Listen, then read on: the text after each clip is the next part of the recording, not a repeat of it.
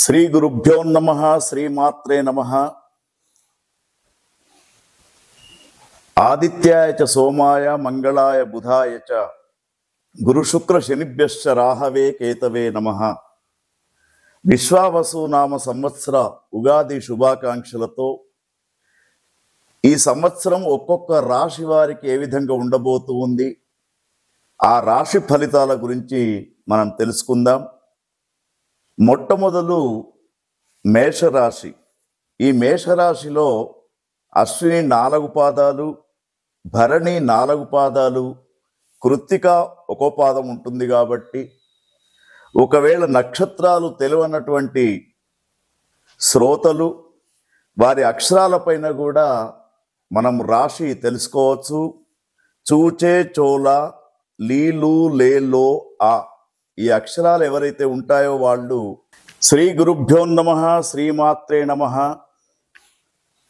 విశ్వావసు నామ సంవత్సర ఉగాది శుభాకాంక్షలతో 12 రాశుల్లో ఉన్నటువంటి 12వ రాశి మీనరాశి.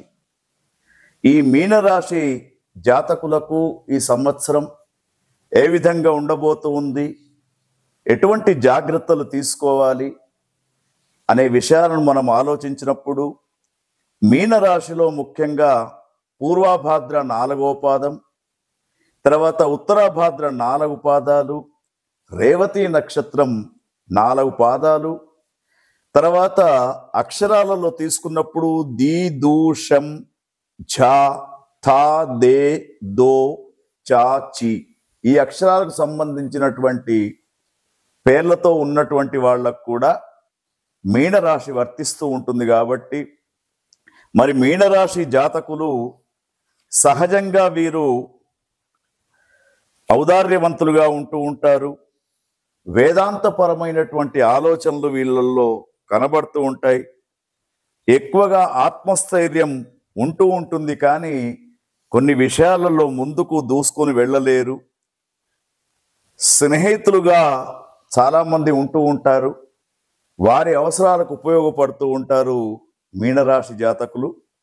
అయితే మీనరాశి జాతకులకు గత క్రోధినామ సంవత్సరం కంటే ఈ సంవత్సరం కొంత అనుకూలంగా ఉందని చెప్పవచ్చు. గురువు సంచారంతో చూసినప్పుడు, గురుగ్రహం యొక్క సంచారం గమనించినప్పుడు మే 13 వరకు, తర్వాత 14 మే నుండి అక్టోబర్ 18 వరకు, డిసెంబర్ 5 నుండి సంవత్సరం వరకు వృషభ, మిథున రాశులలో గురువు ఉండడం వీళ్లకు కొంత నష్టం ఎక్కువగా కనబడుతూ ఉంది. 3, 4 స్థానాలలో ఎప్పుడైతే గురువు ఉంటూ ఉంటాడో గురుగ్రహం అనుకూలంగా లేనట్టే భావించాలి. అయితే గురుగ్రహం అనుకూలంగా లేనప్పుడు నూతన వ్యాపారాలు చేయడం, డబ్బు ఇవ్వడం, తీసుకోవడం ఇటువంటివి కొంత నష్టపూరితంగా ఉంటూ ఉంటాయి. ఎప్పుడైతే గురుగ్రహం అనుకూలంగా ఉండడో 3వ, 4వ స్థానంలో గురుగ్రహం ఉన్నప్పుడు పని చేద్దామని ముందుకు వెళ్తారు, తర్వాత వెనుకకు వస్తూ ఉంటారు, ఆ పనిని వదిలిపెడుతూ ఉంటారు. తర్వాత అనూహ్యమైనటువంటి కొన్ని ప్రమాదాలు కూడా ఏర్పడే అవకాశం ఉంటుంది. తర్వాత ముఖ్యంగా బంధువుల యొక్క ఆరోగ్య సమస్యలు మిమ్మలను కొంత భయకంపితులుగా చేస్తూ ఉంటాయి. మరి ఆ విధంగా చూసినప్పుడు గురుగ్రహం అనుకూలంగా ఉండే సమయం ఎప్పుడు అంటే అక్టోబర్ 19 నుండి డిసెంబర్ 4 వరకు గురుగ్రహం అనుకూలంగా ఉన్నాడు.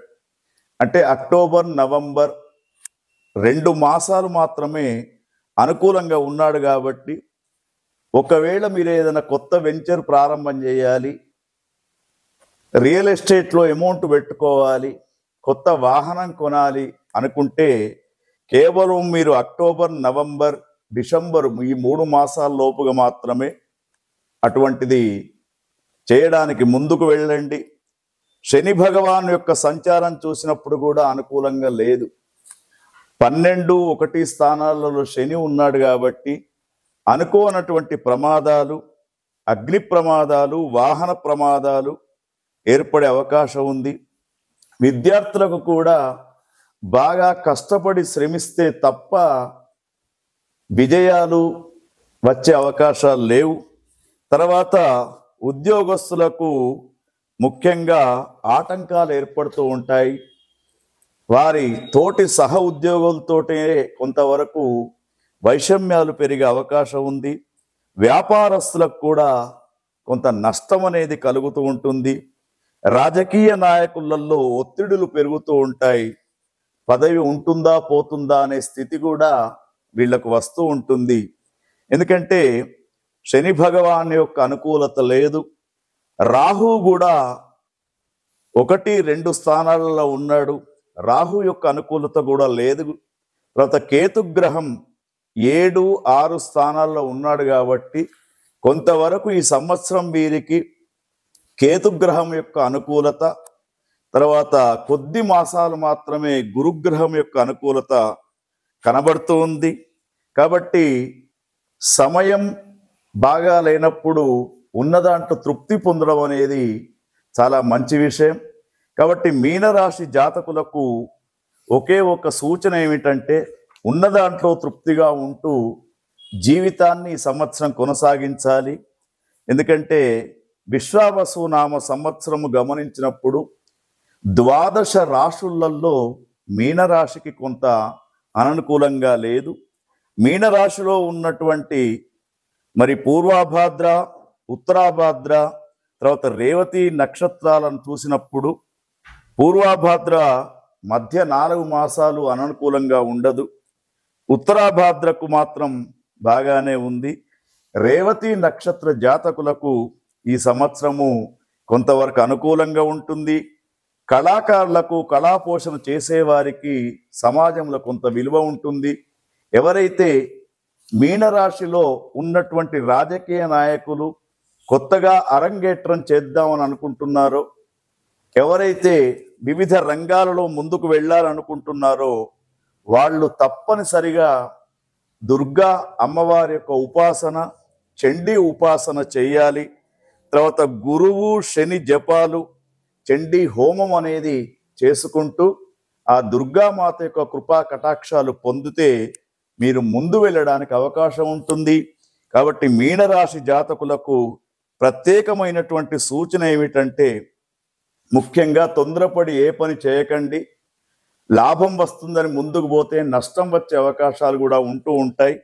కేవలము మేము సూచించినటువంటి తేదీలు మరొకసారి మీరు రివ్యూ చేసుకొని వినండి. అక్టోబర్ 19 నుండి డిసెంబర్ 4 సుమారుగా 2 నెలల 15 రోజులు అనుకూలమైనటువంటి వాతావరణం ఉంటుంది. ఆ వాతావరణంలోనే మీరు మరి వ్యాపారం కానివ్వండి, విదేశీలకు వెళ్ళడం కానీ ఇటువంటి చేసుకుంటే అనుకూలంగా ఉంటుంది. మరి ధైర్యంతో ముందుకు వెళ్ళండి. ఇష్టదేవత ఆరాధన చేయండి. ఓం తత్సత్.